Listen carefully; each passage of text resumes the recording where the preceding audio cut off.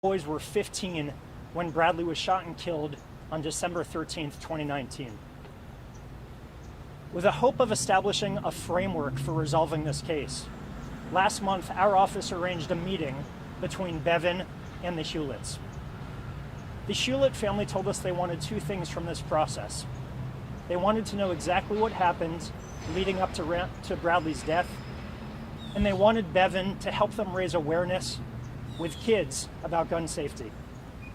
So we sat down together, Bevan, the Huletts, and attorneys from my office, in person for an honest and difficult conversation.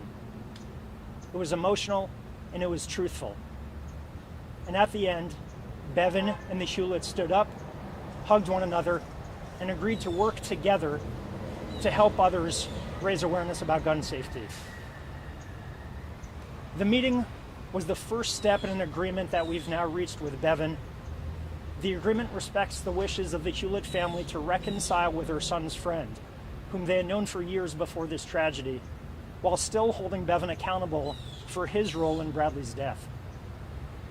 Bradley Hulett's death was tragic and preventable, and the Hulett family wants to make sure that some positive change comes from his loss, especially when it comes to gun safety awareness. In addition to taking part in that meeting and speaking truthfully about what happened that afternoon, December of 2019, Bevan must now complete an extensive pretrial intervention program under the supervision of the Department of Corrections. This pretrial intervention, or PTI program, includes mental health treatment, drug and alcohol evaluation, 150 hours of community service, maintaining full-time school or employment, not possessing a weapon, drugs, or alcohol, and most importantly, remaining arrest-free.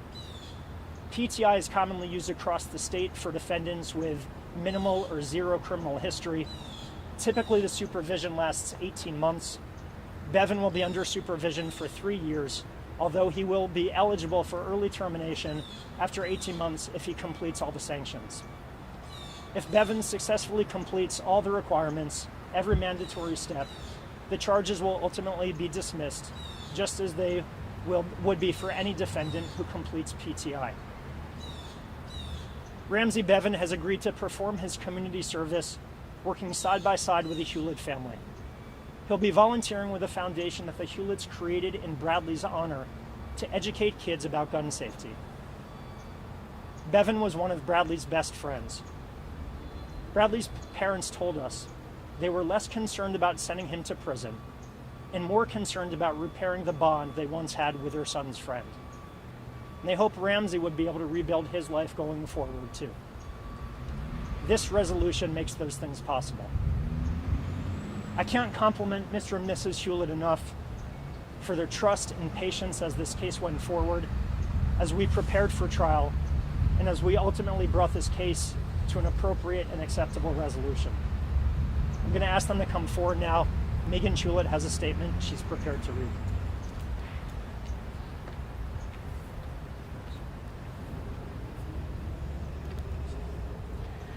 On behalf of myself, Brad, and the rest of our family, we would like to thank the following for helping us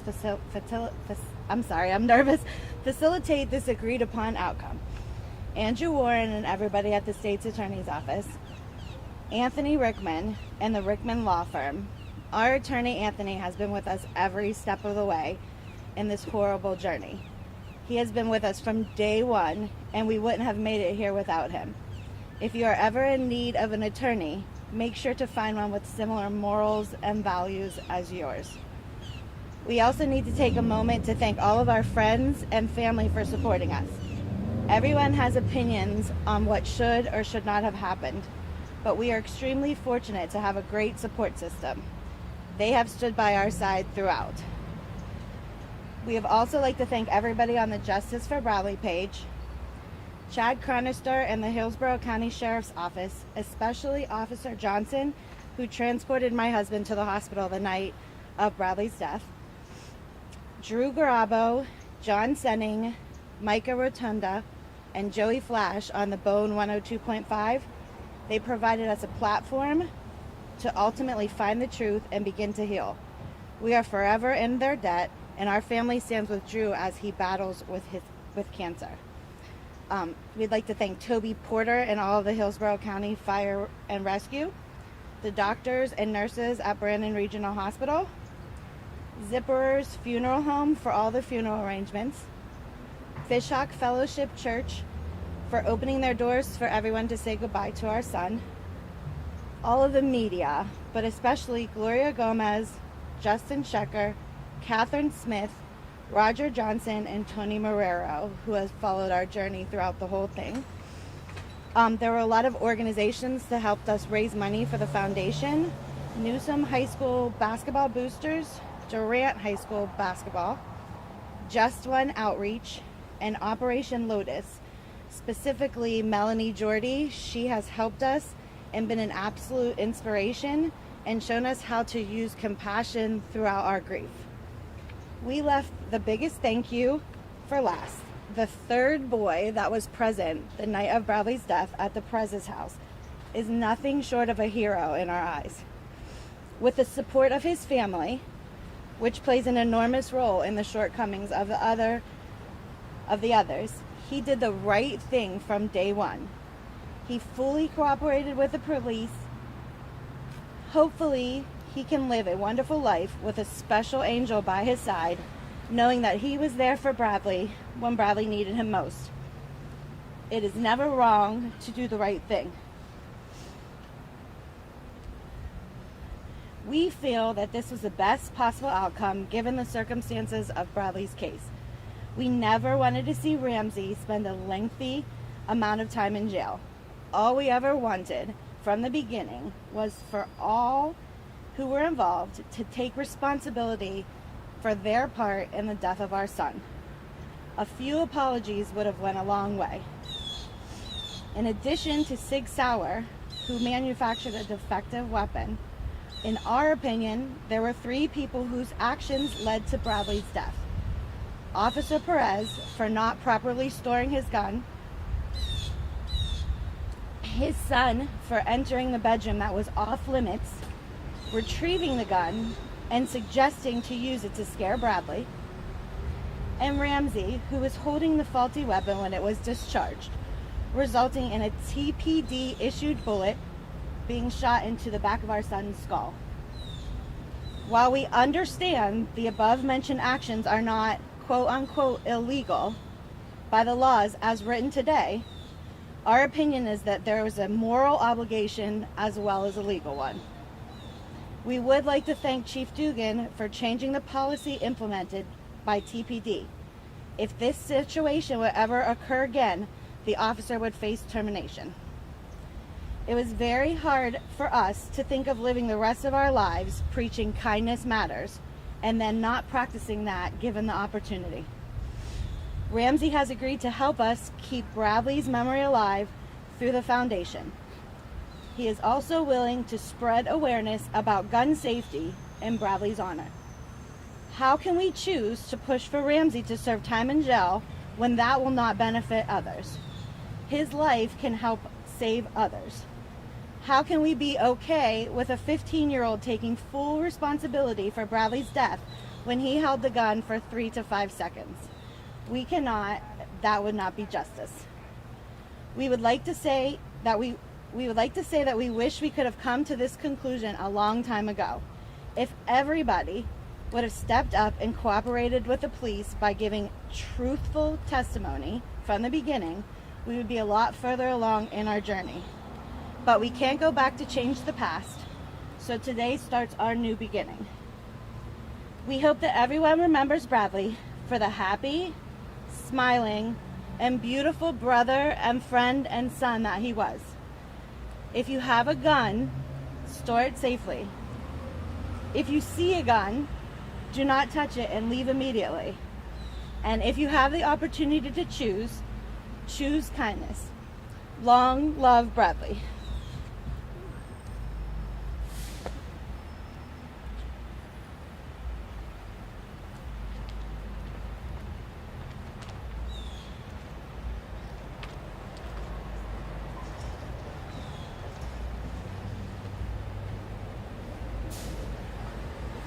I want to thank Brad and Megan again for their strength through all of this. No parent should ever have to bury a child, and no words, no process, no outcome can bring back what they've lost. Working with the Huletts, we pursued a resolution using a well-known process called restorative justice.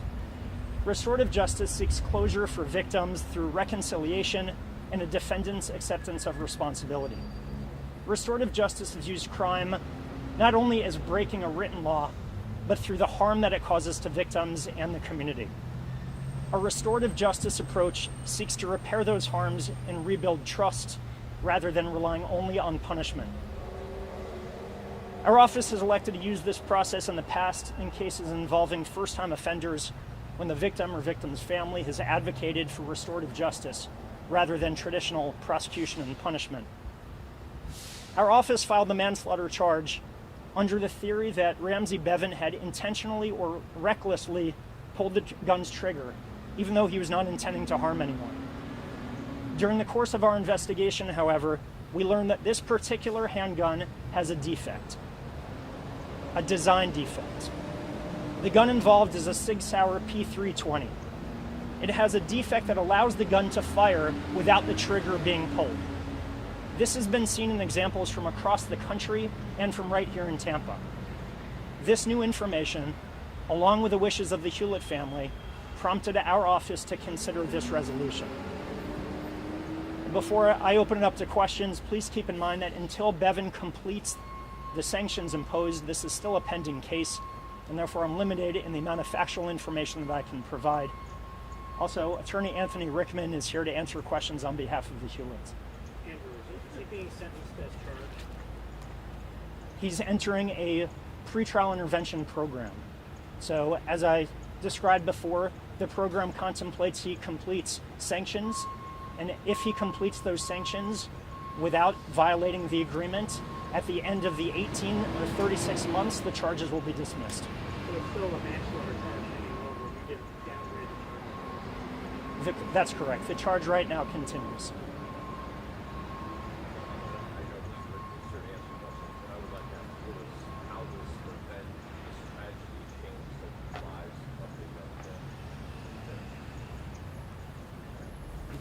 Look, I can answer some of that. I mean, look, this tragic event obviously changed everybody's life.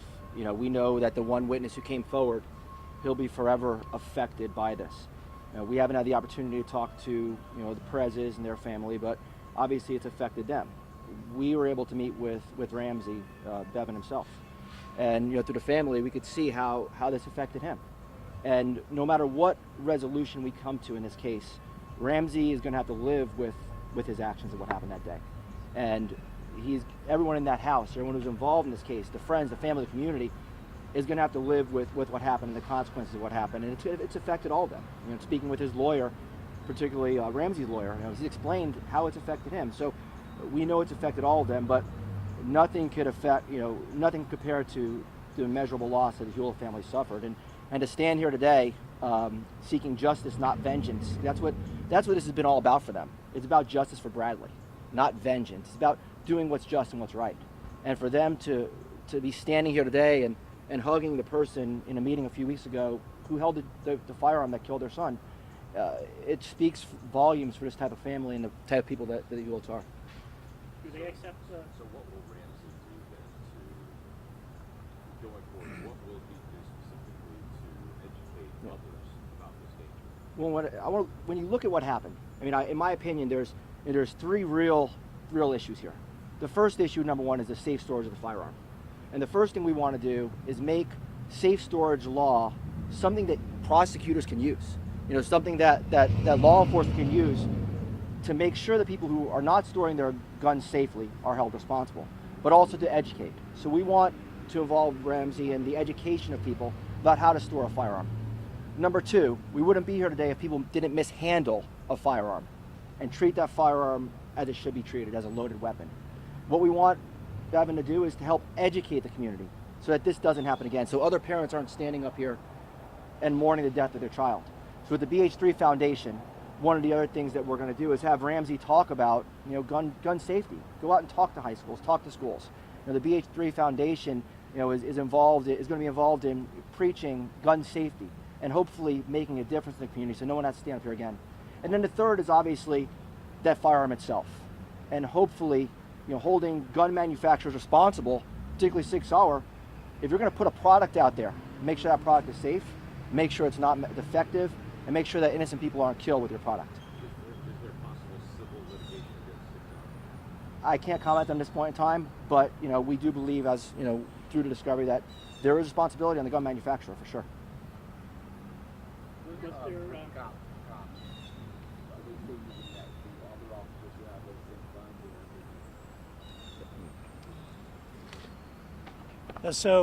guns? Sig Sauer allowed for agencies to refit their gun, to basically send it back and have it fixed in some way, and I'm not a gun expert. And TPD took advantage of that opportunity and actually had the guns that were issued through the department refitted with the intention of addressing that design defect. That being said, this gun was not refitted, and there's litigation pending across the country against Sig Sauer, some of which alleges that even after the refitting of the gun, it continues to fire without somebody pulling the trigger.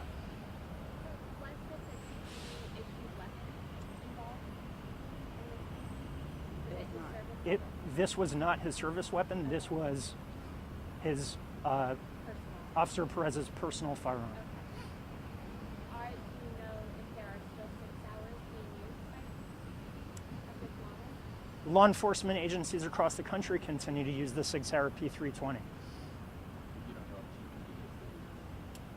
TPD is still using it. But again, TPD had theirs refitted. Andrew, can you describe, there are two cases today, this one and another case in the courthouse, where very high-profile defendants won't be going to prison for offenses that happen. Is that just the way things are going? I mean, you're working for resolution? I'm not commenting on any case that's not in front of us right now or that hasn't happened yet. We're here to talk about what happened in this case regarding Ramsey Bevan. I understand this trial was set to begin in February of 2022. When does this retrial intervention program? Well, it begins now. One of the terms of the agreement was for him to provide truthful testimony and to proffer what we call a factual proffer with us. He completed that early October. So as soon as the agreement gets filed officially, he will enter the pretrial intervention program, and then the clock starts on his 36 months. When is the next court date? I believe he has a court date scheduled for December, but typically the court dates will be set aside, because if he complies with all the sanctions, then there's no need to have him in court anymore. But you have to go in front of the judge to sign the PTI. We actually can put somebody in PTI. Prosecutors have broad latitude in terms of entering agreements with defendants, and that's what we did here. PTI program is something created by statute, so essentially we just put someone into the program, and then the case is taken off the active docket during the pendency of the PTI program. Was it family? He's still in jail? He hasn't been in jail since he initially bonded out. The family, being able to, that hug, what was that like? Was it, I can answer.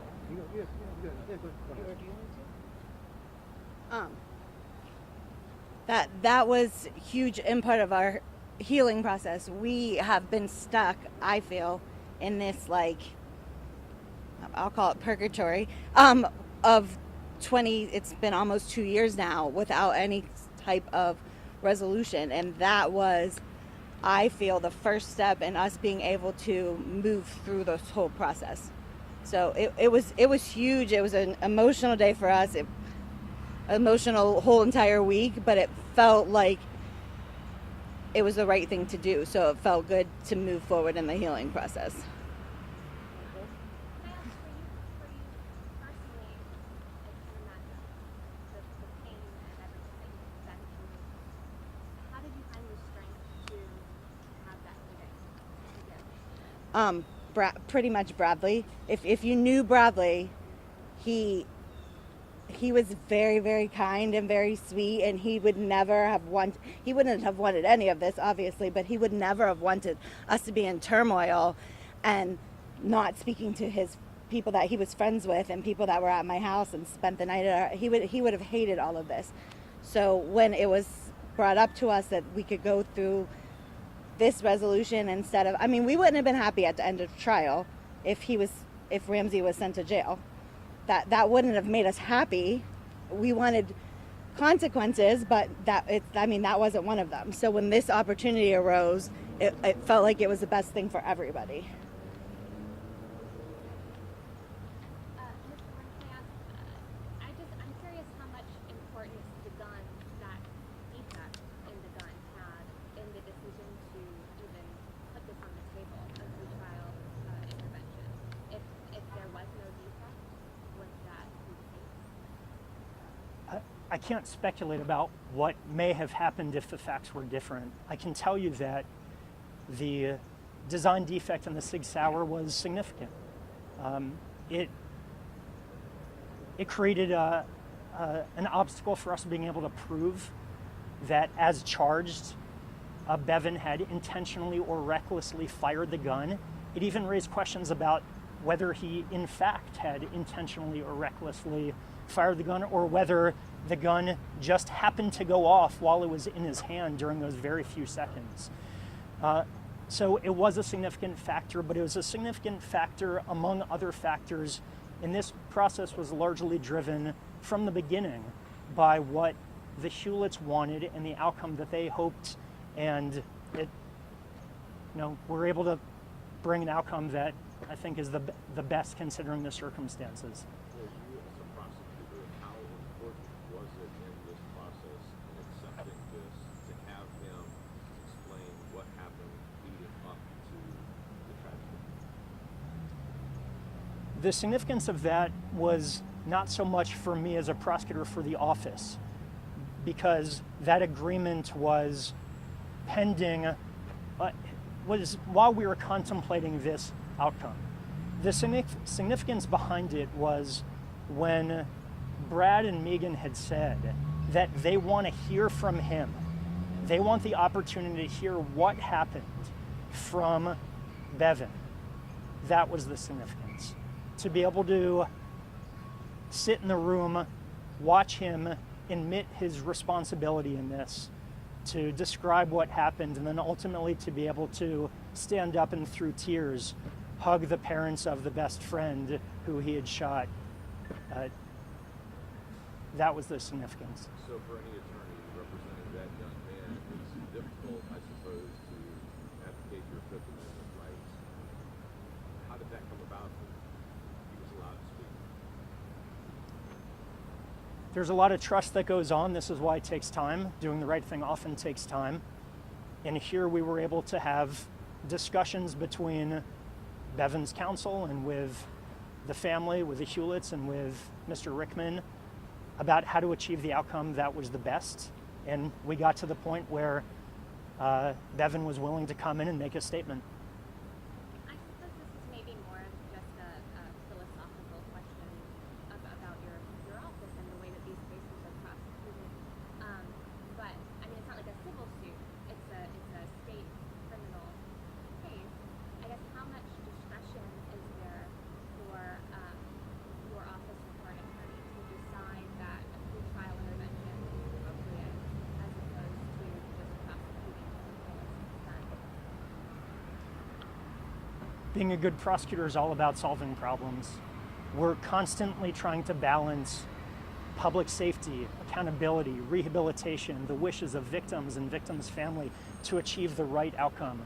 The old, outdated model of simply closing your eyes and prosecuting every case as if it were a law school exam doesn't make our neighborhood safer. It doesn't bring satisfaction and closure to the victim's family. It doesn't rehabilitate offenders. It doesn't reduce recidivism. What we should be doing as prosecutors is thinking holistically about how do we make our neighborhood safer? How do we prevent crime from occurring? How do we rehabilitate defendants? How do we stand up for victims? This is an unorthodox approach, but it's the one that our community deserves. And it seems the outcome is sort of where everyone sort of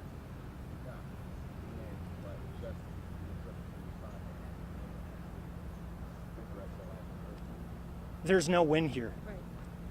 Right, but he was. The- But the- I understood what he meant. Yeah, there is no win here. The win is to go back in time. But when we're looking at our choices between potentially locking up a now 17-year-old for a long time, which, as Megan said, doesn't bring Bradley back, doesn't reduce the likelihood that other parents have to stand here talking about how their child was lost.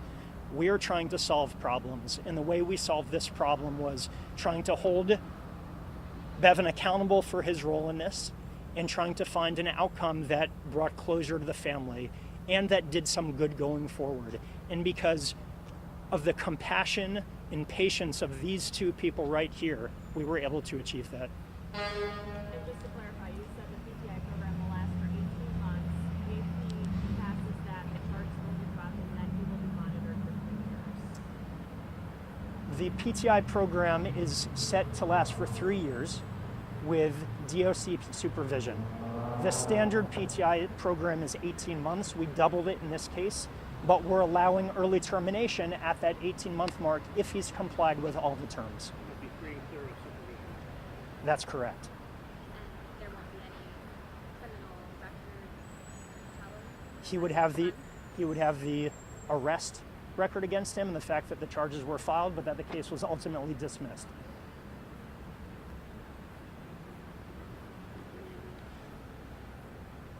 Thank you very much. Thank you, guys.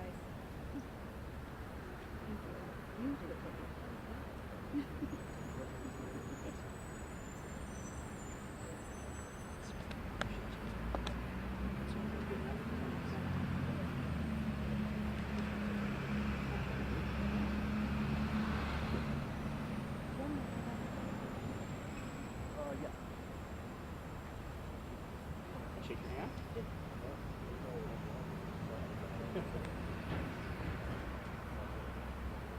Oh, sorry.